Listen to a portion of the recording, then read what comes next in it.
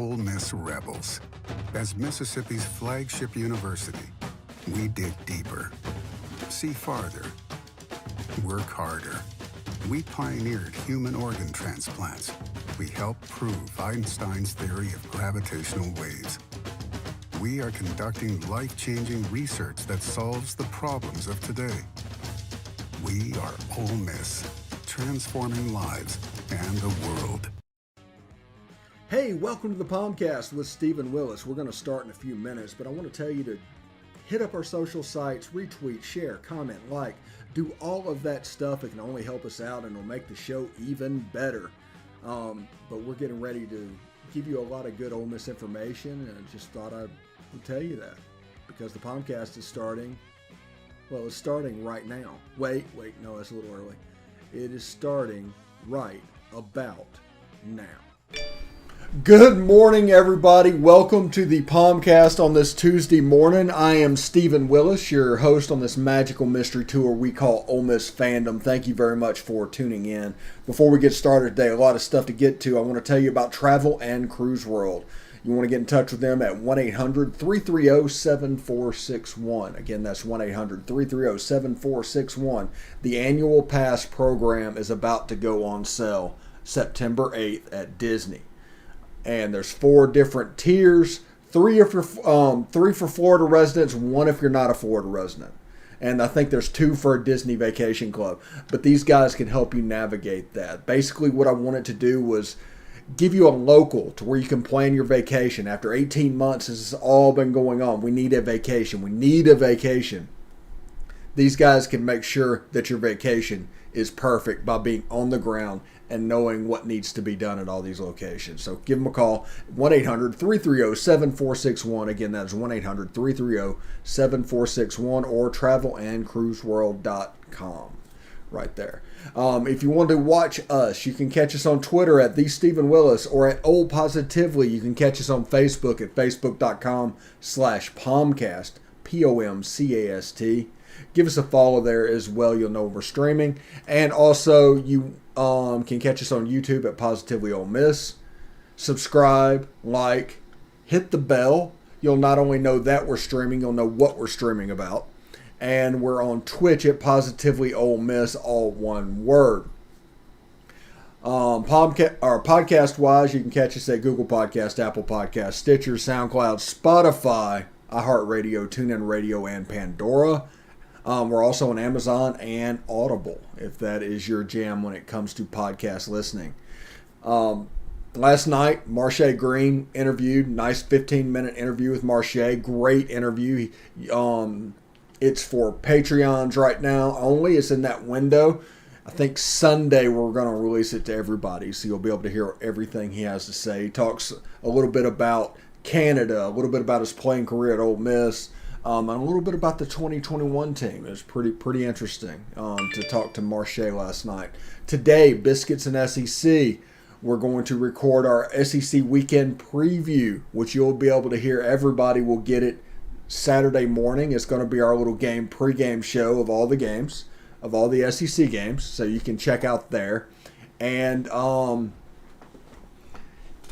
you can, Monday, Cameron Teague's going to be on the show, and we're going to do a game preview of Ole Miss and Louisville. That'll release to everybody Monday morning.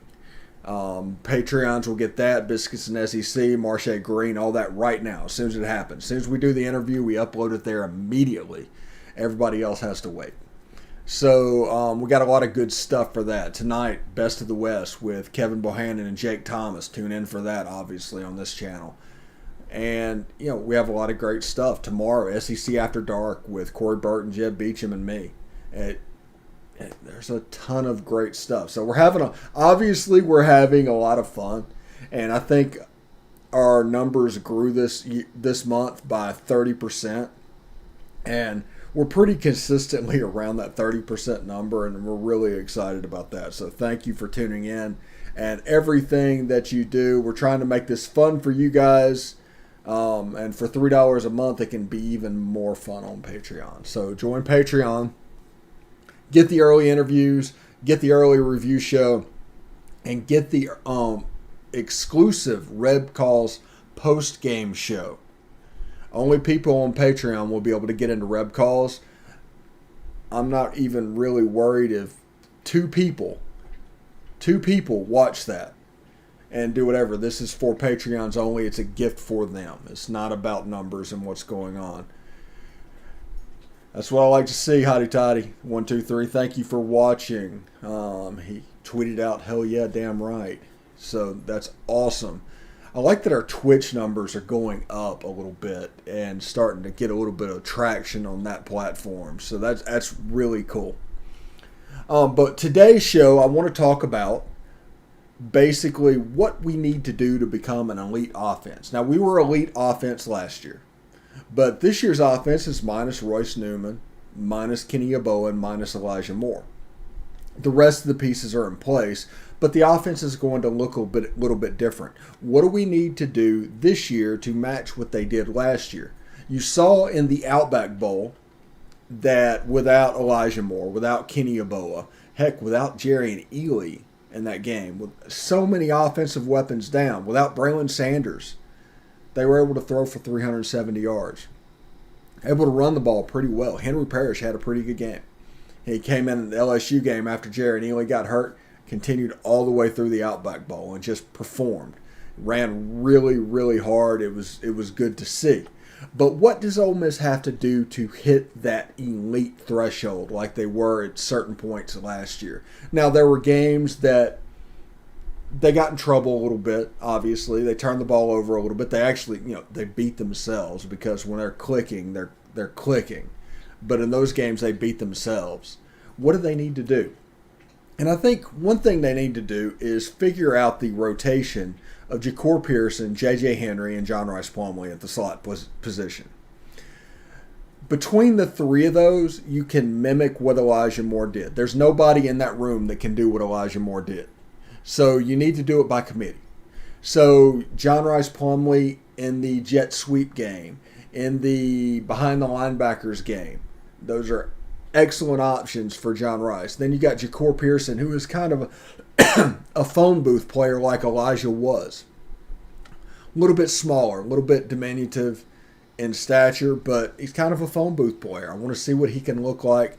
He can handle the short, shallow crosses and things like that Elijah would do. So in front of the linebackers, believe it or not, the little guy, and behind the linebackers, John Rice, and also you have J.J. Henry, who is a different kind of slot. He has the potential to be like all the things that Elijah Moore was. He's unbelievably impressive. Go look at his huddle film in high school if you have any questions about him.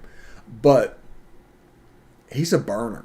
He's an absolute burner. He's going to be a matchup nightmare if you try to line up a DB plus or a linebacker on him in the middle. And it's going to gather attention from the free safety and allow the outside guys to go by.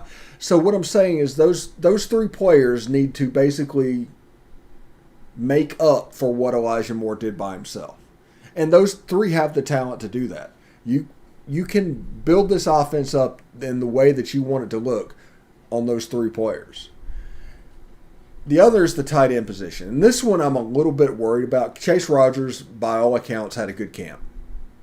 Caught the ball great. He's always been a great blocker. But he seems to be the leader in the clubhouse in that position. And if you notice, they didn't go into the transfer portal to pick up a tight end, even though the media talked about that was going to happen. It was a done deal. It didn't happen because there's people talking about what doesn't need to be talked about, and you just don't necessarily know. And on the transfer portal, it just equals a bunch of headache. But that's beside the point. Chase Rogers taking the lead, that's a good thing. That allows Hudson Wolf to flash this year. He doesn't have to be the guy. He doesn't have to be ultra consistent this year. He can just flash because the leader in the clubhouse right now is Chase Rogers. Now, we all expect in year two Hudson Wolf to be more than just a flash player at tight end because he has all the talent in the world. He's 250 pounds. He soft hands. He's actually fairly quick. There's a lot of damage that can be done with him playing tight end. But there's also a lot of damage that can be done with Chase Rogers. And also, if you look at it, you also have Casey Kelly, who will be coming back from the ACL. He hurt snowboarding after the Outback Bowl. So year one of the ACL, I think that's an 18-month injury. It's not like it was when Marcus Dupree messed up his knee playing for, the New Orleans Breakers or whoever he's playing for. But it's not a death sentence of what's going on or anything like that to your athletic career. But it is about an 18-month process. And, surely 5 or 6 months, you're structurally sound with what you need to do. But between muscles being built up and everything else for the next, it takes about another year. And even somebody like Nick Chubb, when he tore his ACL and came back, he didn't perform that next year the way that he normally does. He's still a good player, still a fantastic player, but he was a tick or two below where he normally sat. But those two positions are going to be determinative if we're elite or if we're just great. Those are going to be the two positions that make that jump. Outside receivers the same, offensive line. I'm looking forward to seeing that with Orlando Amana. I'm looking forward to seeing a bunch of players on the offensive line. Ben Brown out at right guard. I'm looking at Jeremy James at right tackle. I'm looking forward to that. And you're looking at the Louisville team that they are going to play. And there's a ton of Ole Miss ties on Scott Satterfield's staff. And he's a really good coach, and you saw that over the last couple of years. And doing that, you have B. Brown coaching the defense. Now, he's never coached at Ole Miss, but he played here. And he has relationships and things good. I think he's from Corinth. And he moved from Appalachian State. He went to Appy State, worked his way up, got to be defensive coordinator. When Scott Satterfield left, he went with him. And he's the defensive coordinator there. And we're going to have Cameron Teague on. I'm actually talking to him today. Most everybody will hear it Monday at 6 a.m. So it'll be there ready for you when you wake up so you can game day properly. But it'll be interesting to see how that defense lines up. They do a lot of interesting things defensively. They're a couple of ball hawks in the secondary when he was in Appy State. I'm sure he brought over the ability to be ball hawks with him whenever he came. So it'll be interesting to see. They also have Gunnar Brewer, who coached here and coached wide receivers, I think, during the Houston Nutt period, I believe. But he's Billy Brewer's son, and so he has tons of ties to Oxford and everything's going on. Jack Bignell, who offensive line coach in 2019 and 2018. So familiarity with what's going on. He actually has a familiarity with some of the players on the field, which I don't think that needs to be taken too lightly. He's actually somebody that's actually coached players. He's somebody that would know how to get in Matt Corral's head, because Matt Corral was here with Jack Bignell. So going to have to play a tough game and keep your head on straight there. But you can see, 30% of that coaching staff is Ole Miss tied. And this is also why the Music City Bowl a couple years back, whenever they ended Joe Moorhead's time at Mississippi State, why it was so funny. There's so many Ole Miss coaches on that staff that game meant more than it should have, So those games, be very careful. We're going to talk to Cameron Teague and everything's going on and find out how they've been doing. I know Gunnar Brewer said he was going to try and mix and match the wide receivers based off strength, because Tutu Atwell's not there, Fitzgerald's not there, the running back Javian Hawkins is not there this year that was there last year. So they have to rebuild a little bit on the offensive side of the ball with Malik Cunningham. So that's something to keep an eye on, keep in mind, because there's a little bit of an unknown when you're preparing for the game. Now, we can use the film from last year because we can see what Satterfield does, and we can see what it looks like.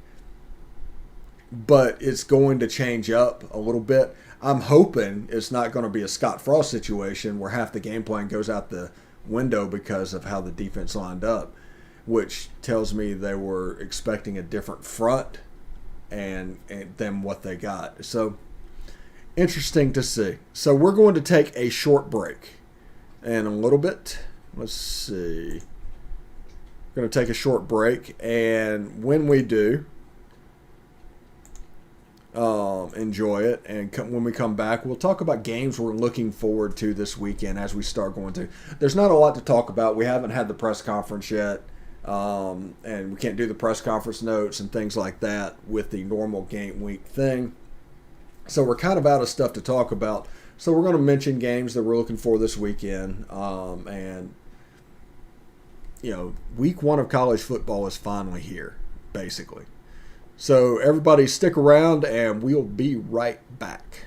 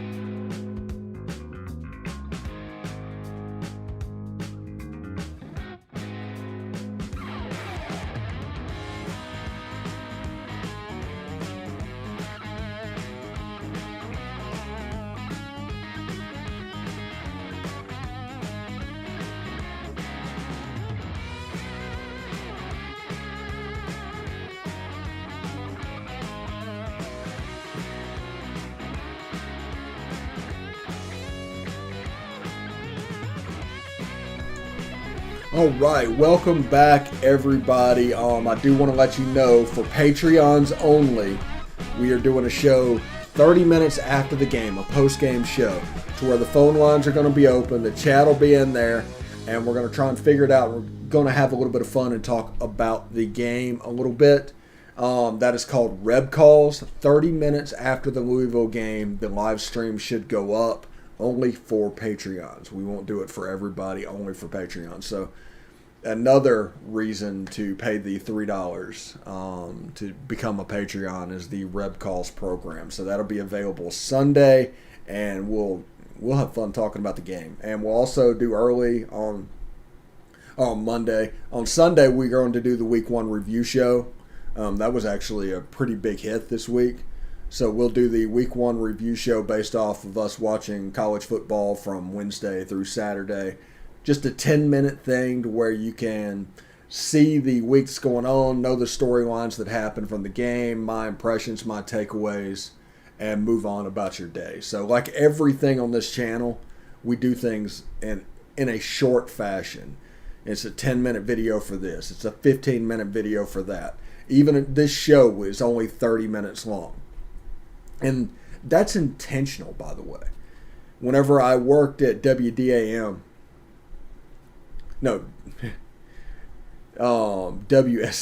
WDAM's in Hattiesburg. I don't know why I said that one. When I worked at WSMV in Nashville, we commissioned a study for the length of the amount of content that people want to see. And I think the reason is they wanted to do an hour-long show for the Predators or something like that. And so we commissioned a study of what length of content on TV do people want to watch. And the answer came back at 26 minutes. That's what we did. Then through all focus grouped, analytic it all, 26 minutes. And now, with the advent of TikTok and all these short videos, the attention span's getting smaller. It's probably closer to 15 or 16 minutes at this point.